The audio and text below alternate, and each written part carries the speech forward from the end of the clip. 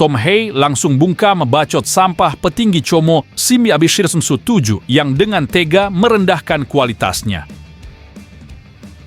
Sempat sebut high levelnya lapis ketiga. Ternyata fakta hebat ini langsung bisa gemparkan Italia seketika. Yang jelas pernyataan keras dan beraninya Tom Hay sudah saya tunggu. Dan ini dia fakta hebatnya. Hahaha, super aneh dan konyol. Saking takutnya dibantai habis timnas Indonesia, Filipina malah lakukan keputusan sangat bodoh dan janggal. Tambah 8 pemain naturalisasi abal-abal kelas tempe di Eropa. Ini dia semua sosok lucunya. Bikin fans timnas Indonesia ketawa ngakak dan terpingkal-pingkal melihat ini semua.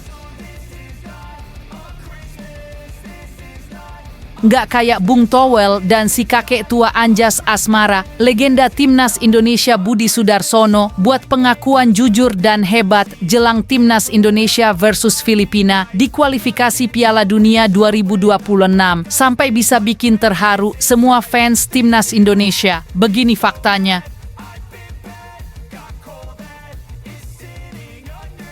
Tampaknya ketakutan melihat kehebatan timnas Indonesia. Ketua PSSI-nya Thailand di luar dugaan ajak kerjasama ketum PSSI Erick Thohir soal sepak bola. Dengan ini Raja ASEAN sudah resmi menjadi milik Indonesia kah? Ini fakta hebatnya. Mohon subscribe channel ini dulu supaya gak ketinggalan berita terbaru timnas Indonesia.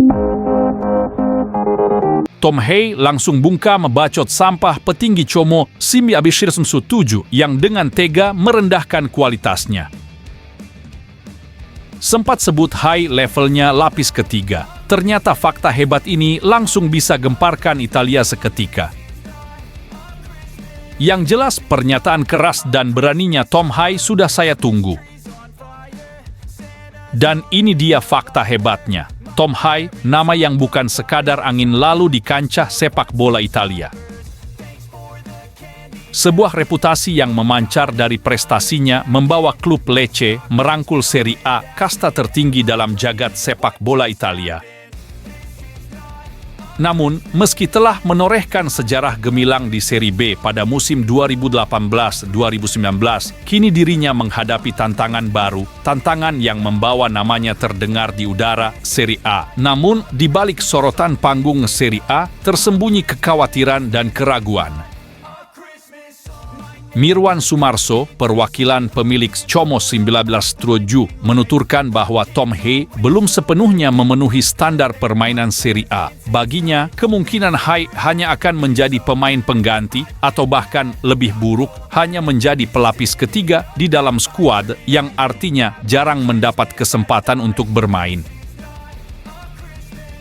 Namun, apa yang tidak boleh diabaikan adalah rekam jejak Tom Hay di Liga Italia. Pengalamannya yang mengesankan, terutama saat membawa Lecce meroket ke Serie A, adalah bukti nyata kepiawaian dan dedikasinya di lapangan hijau. Dalam musim debutnya di Italia, Hay memperlihatkan keunggulan dengan penampilan konsisten dalam 15 pertandingan dan 1 assist yang berarti. Dengan statistik dan pengalaman yang dimilikinya, tidak ada keraguan bahwa Como 1907 harus mempertimbangkan kembali opsi merekrut Tom Hay. Transformasi dari The Professor yang dulu menjadi pemain yang matang saat ini menjadi sebuah alasan yang kuat untuk memberikan kesempatan pada dirinya. Bahkan jika Como 1907 tidak berhasil merekrutnya, nama Hay sudah bergema di radar 2 klub Serie A lainnya, Parma dan Udinese. Di balik keraguan dan spekulasi, Tom Hay tetap berdiri tegak, siap menaklukkan tantangan baru di Serie A. Kiprahnya di lapangan menjadi bukti tak terbantahkan bahwa bakat sejati tidak bisa diabaikan, bahkan di tengah lautan ketidakpastian. Mari kita saksikan bagaimana perjalanan Tom Hay melintasi lautan biru Serie A dan berikan pandangan serta dukungan kita pada langkah-langkahnya yang menantang batas. Apakah Anda yakin Tom Hay akan menjadi pemain yang berpengaruh di Serie A? Ayo berikan komentar Anda.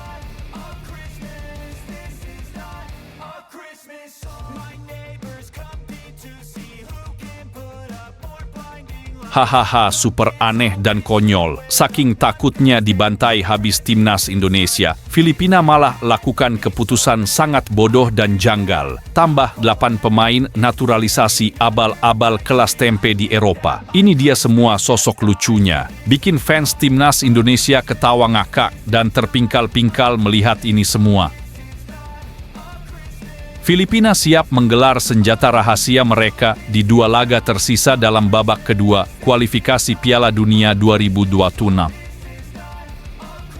Dengan kedatangan 8 wajah baru yang penuh potensi, pelatih timnas Filipina, Tom Saintfiet, bersiap untuk memperkuat skuadnya dengan pemain-pemain keturunan yang membara. Bukan rahasia lagi bahwa sejumlah pemain asing siap menyemarakkan panggung perang di atas lapangan untuk memperkuat timnas. Rafael Obermeier dari SV Paderborn, Anthony Markanich dari St. Louis City, dan Joseph Bakai dari Odd hanyalah beberapa di antara mereka yang akan menyemarakkan pertandingan. Tidak hanya itu, kehadiran Zico Bailey dari New Mexico United, Dylan de Muink dari Zulte Waregem, Johannes Selven dari Vestri, Bjorn Martin Christensen dari Alesund, dan Adrian Ugelvik dari Levanger akan semakin memperkaya kekuatan Filipina di lapangan hijau. 90% dari mereka secara teori telah siap untuk beraksi. Dengan paspor, mereka sudah bersiap untuk pertempuran bulan Juni, ungkap Saintfiet dengan percaya diri yang menggetarkan. Dengan segudang talenta baru yang siap memperkuat barisan, timnas Filipina tampaknya telah menyiapkan diri dengan matang untuk menghadapi pertempuran-pertempuran yang menentukan di jalur menuju Piala Dunia 2026. Apakah Anda yakin kehadiran para pemain baru ini akan mengubah nasib timnas Filipina? Berikan pendapat Anda di bawah.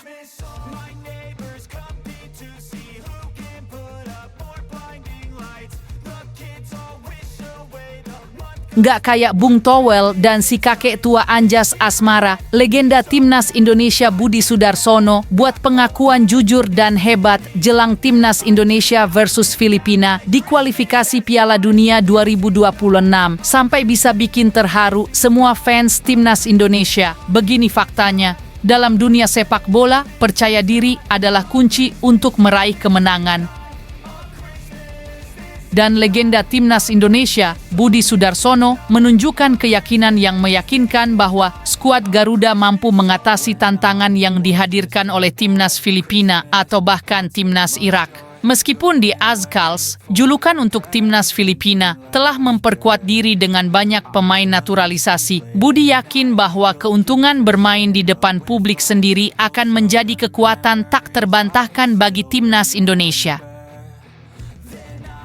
Kalau Filipina, kayaknya kita bisa menang, walaupun mereka sekarang banyak mengandalkan pemain naturalisasi karena kita bermain di sini, ujar Budi dengan penuh keyakinan di Jakarta. Tidak hanya itu, Budi juga meyakini bahwa timnas Indonesia memiliki potensi untuk meraih hasil yang memuaskan ketika berhadapan dengan timnas Irak. Meskipun mengalami kekalahan telak 5-1 di kandang lawan, Budi menegaskan bahwa perkembangan sepak bola Indonesia tidak boleh dianggap remeh. Kita draw saja sudah bagus. Yang penting, kita bisa lolos untuk tahap selanjutnya. Kalau kita menjadi runner-up, kita masih bisa lolos, tambahnya dengan keyakinan yang membara. Apakah Anda sependapat dengan Budi Sudarsono bahwa timnas Indonesia memiliki potensi untuk meraih kemenangan besar? Berikan pendapat Anda di kolom komentar.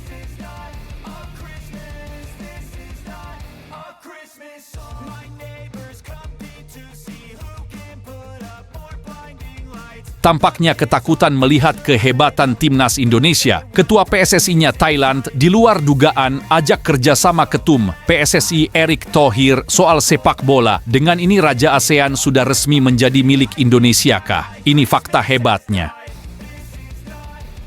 Ketua Umum PSSI, Erick Thohir, telah mengukuhkan komitmennya untuk mengangkat derajat sepak bola di Asia Tenggara setelah menjalani pertemuan penting dengan Madam Pang, Presiden Federasi Sepak Bola Thailand, FAT, sosok yang dikenal dengan karisma dan kecintaannya pada olahraga ini. Momen bersejarah tersebut terabadikan dalam unggahan Erik di akun Instagramnya, menandai awal dari sebuah kolaborasi besar yang diharapkan akan mengubah wajah sepak bola di kawasan ini. Dalam pertemuan kami dengan Presiden Federasi Sepak Bola Thailand, FAT, Nual Van Lamsam, atau yang akrab dipanggil Madam Pang, kami mendiskusikan perkembangan pesat sepak bola di Asia Tenggara, tulis Erik dengan semangat yang membara. Dengan penuh keyakinan, Erik menyampaikan harapannya agar tim-tim dari Asia Tenggara dapat berkompetisi di level Asia dengan lebih mentereng. Kami siap berkolaborasi untuk mengangkat prestasi sepak bola di kawasan ini dan membawa mereka bersaing di level Asia, tambahnya. Langkah progresif ini menandakan komitmen kuat dari pemimpin sepak bola Indonesia untuk tidak hanya merawat kegemilangan olahraga ini di dalam negeri, tetapi juga membantu memajukan standar sepak bola di seluruh kawasan Asia Tenggara. Apa pendapat Anda tentang kolaborasi ini? Apakah Anda yakin bahwa ini akan membawa dampak positif bagi sepak bola Asia Tenggara? Bagikan pikiran Anda di kolom komentar.